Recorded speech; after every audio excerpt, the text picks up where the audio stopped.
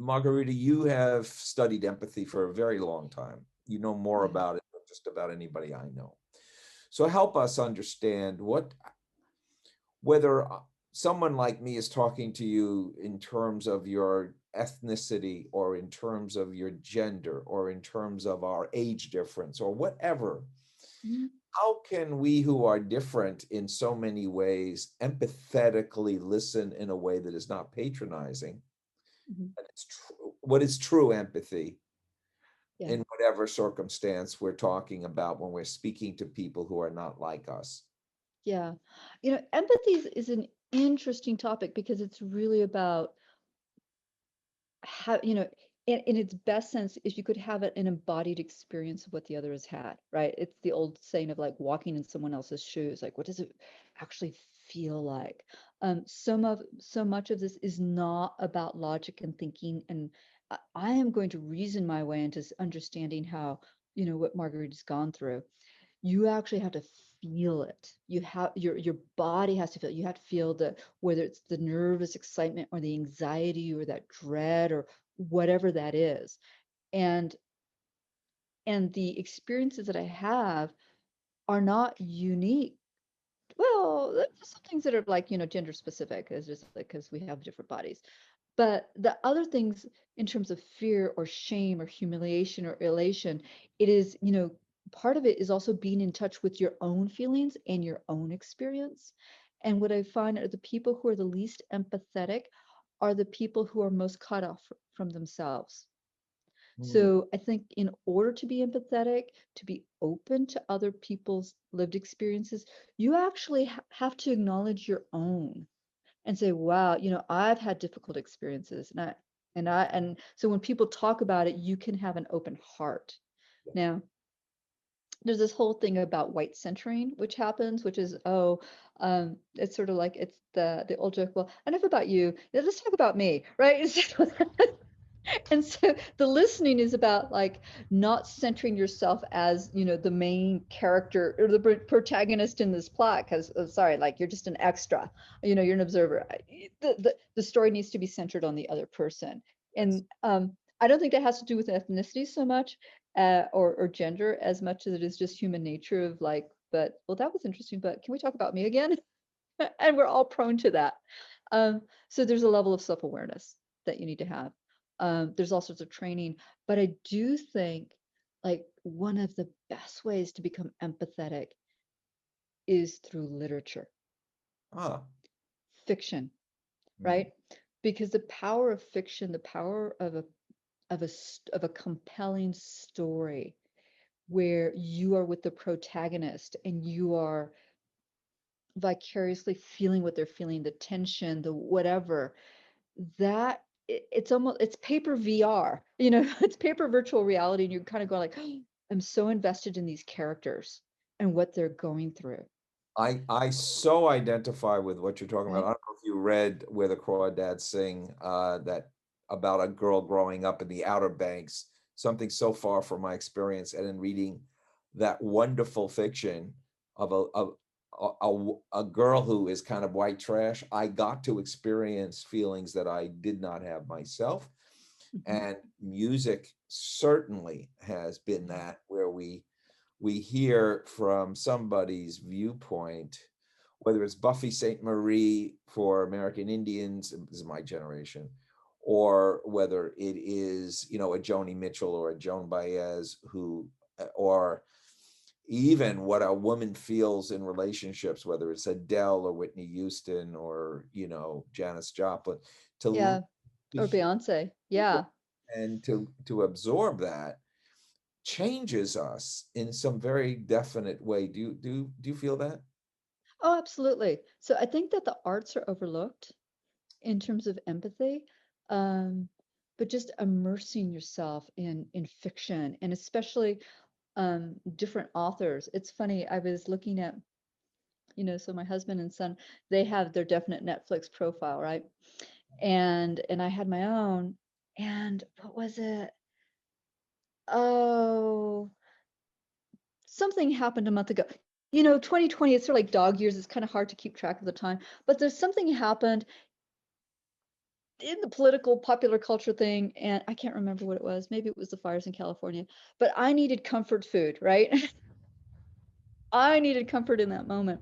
I go, I'm a chick. What I need is a really good rom-com. Now, these guys are never going to watch rom-coms, right? So I hadn't used Netflix. I set up the account and I watched My Best Friend's Wedding. Julia Roberts. It's a great, it's a bonbon of a movie, right? You just feel good.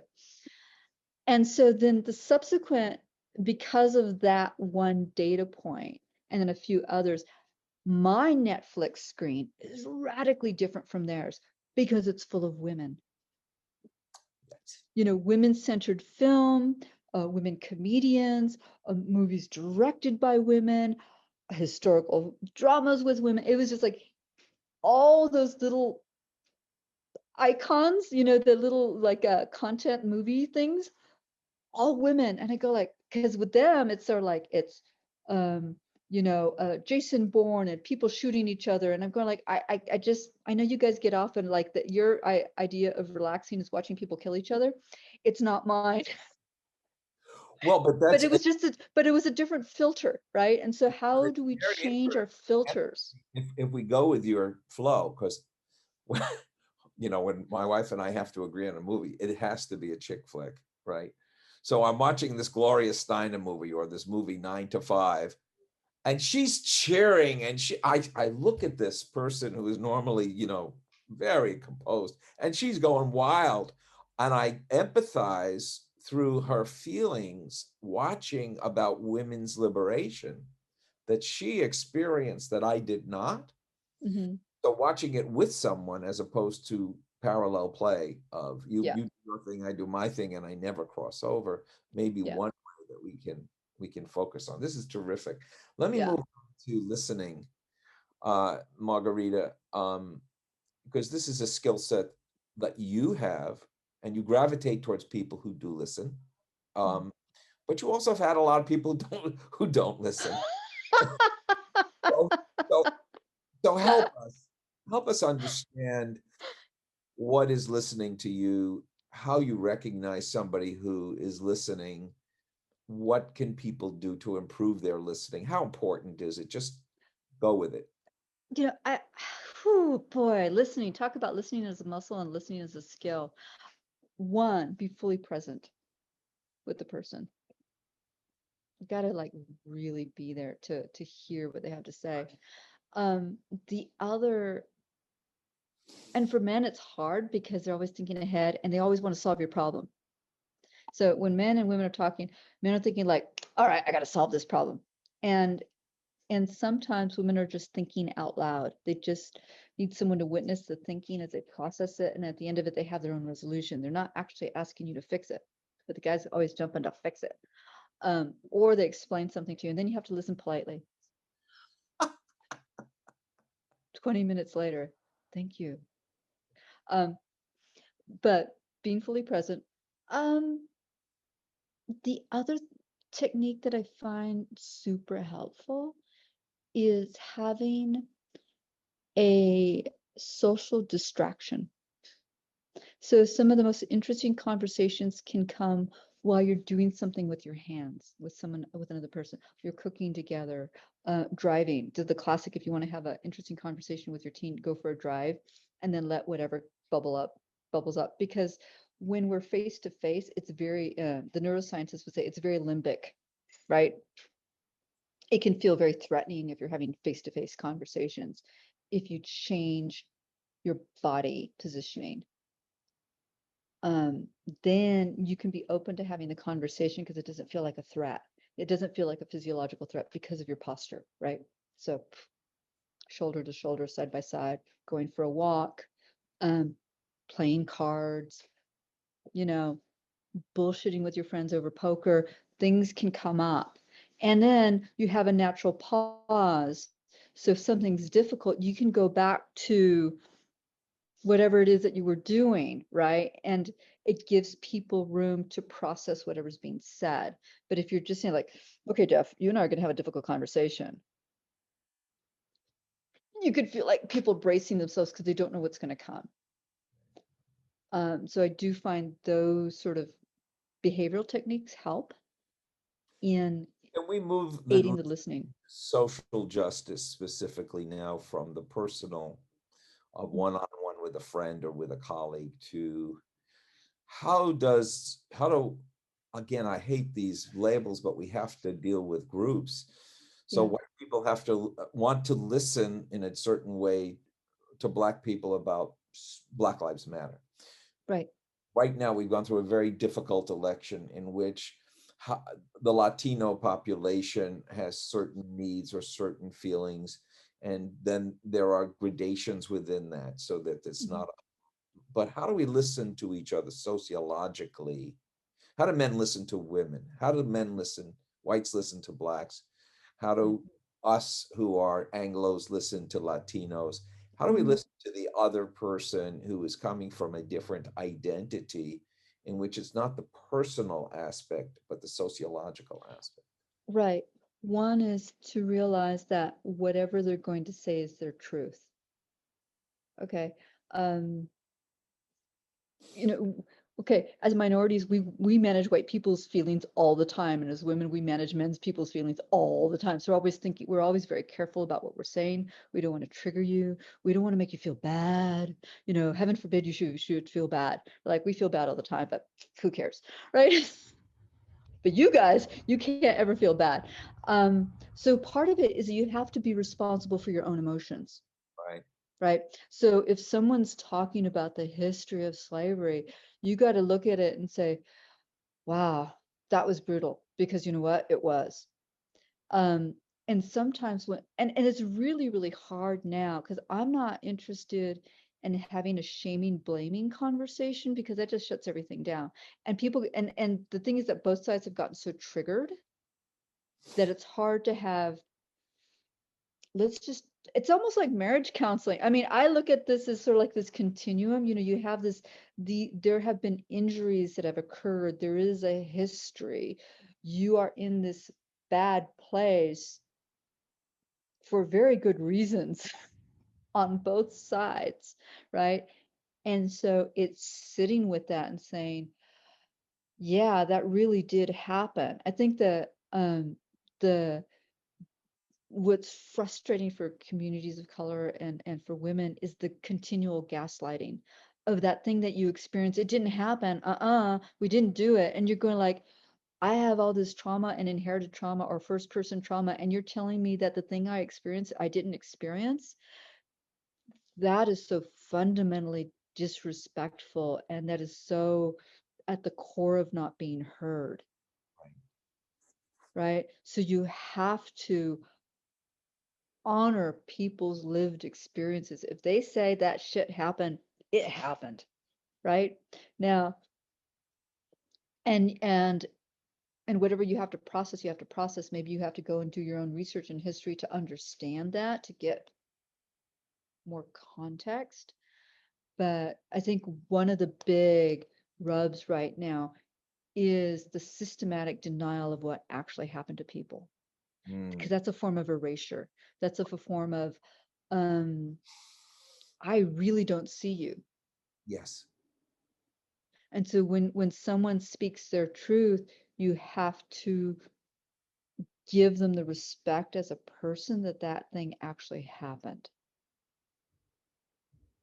Level one, level one, you have to say, yeah, that really happened. And if it was your ancestors aren't you.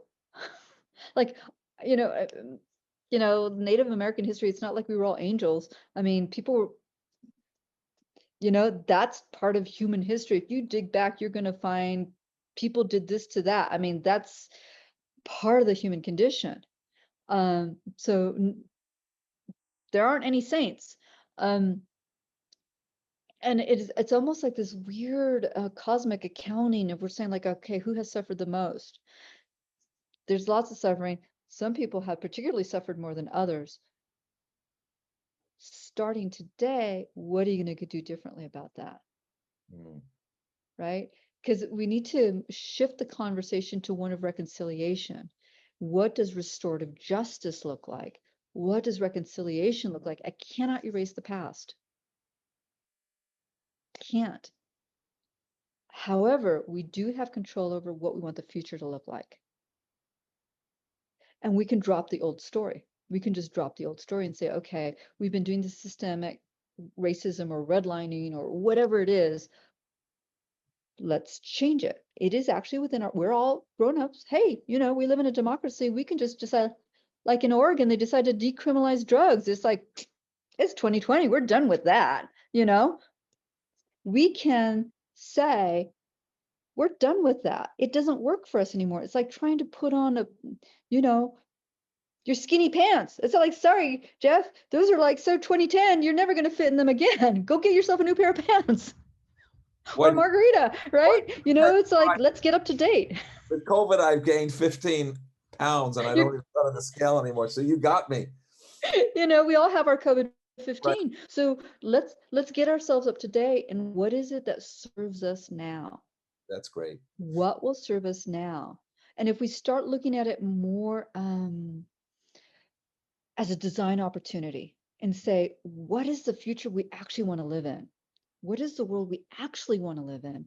And write down all those aspirational good things that we want and say, okay, how can we figure out a way that we can give that to each other?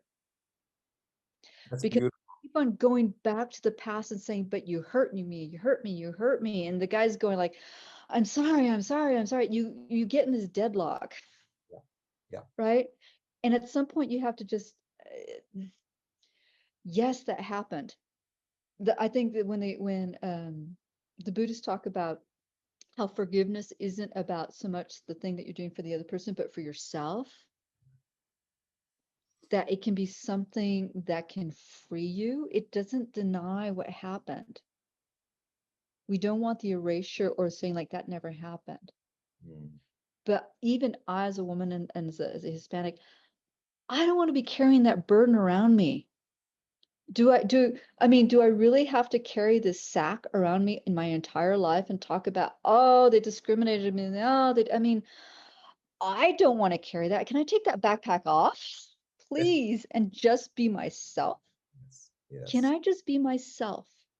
I don't want to be a label. I don't want to be this. I just want to be me, whatever that is. And I think everyone at heart just wants to be themselves, because having the burden of representing everyone in your choose your identity group is exhausting. Yes. This is wonderful. I know we have to wrap this up. So um, you've already segued into advice for our young people who are minority people, however one defines oneself as a Mhm. minority, whether it be Indian American or East Indian or Chinese or whatever. Um, we are all in one way or another viewing ourselves from certain prisms. But what advice do you have for the young people now moving forward to create this different reality that perhaps we have lived through, Margarita? Well, I think they're actually, when I look at my nephews and my son, I think that they're uniquely positioned to crack the code. Mm. And the reason for that is that so many of them are multicultural. Certainly in California, like nobody's pure anything. And that dilution is an asset. It's the Afro-Hispanic kid, it's the Filipino, South Asian kid, it's that mix. And so when my son went to Oberlin, he was hanging out with one of the Bay Area kids, and they were playing the "What's my ethnicity" game, right? Because they look like brothers. They had the same tan, the same eyes, the same hair color. And I'm looking at him, go like, and the name is ambiguous. I can't tell really. And I'm going like, you are this. And he goes, nope. And I go, okay, Persian? Nope.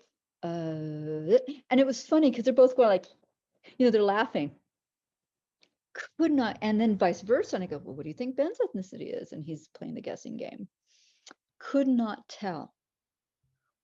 They could not tell. They go, well, you could be like Filipino Persian, or you could be like, Italian Greek, or you could be like my son, whose girlfriend lives in the J house. She's actually Chinese, adopted by a Jewish family in the East Coast. She's living in J house this year. So Ben is there all the time. His hair is grown up because he's got his COVID hairdo. They think he's Jewish.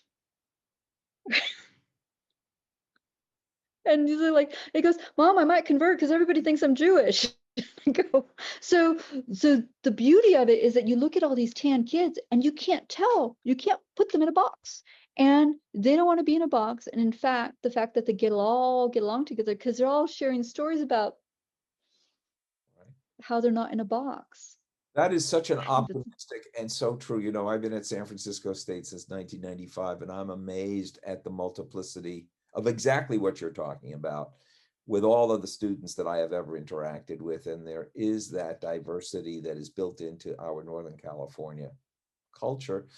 And you have worked abroad in Europe and elsewhere Mhm, and have experienced differently that that is not everywhere that we have this diversity. And so one asset that our people do have here, and the students, all my students pretty much are Californians, some are from China or elsewhere where they're foreign students, mhm. experienced this. I think ending with what is the California experience? And you're a native Californian, I'm an immigrant, right? I come from the East Yeah, Coast. And I was drawn here for this very reason. This was for me, wow, this is not tribal. This is really pluralistic in the best sense of the word. I want to be a part of this. And a lot mhm, of people feel that. So you've been abroad and you've experienced other cultures and you've talked to me about this before. So I know that you have a point of view.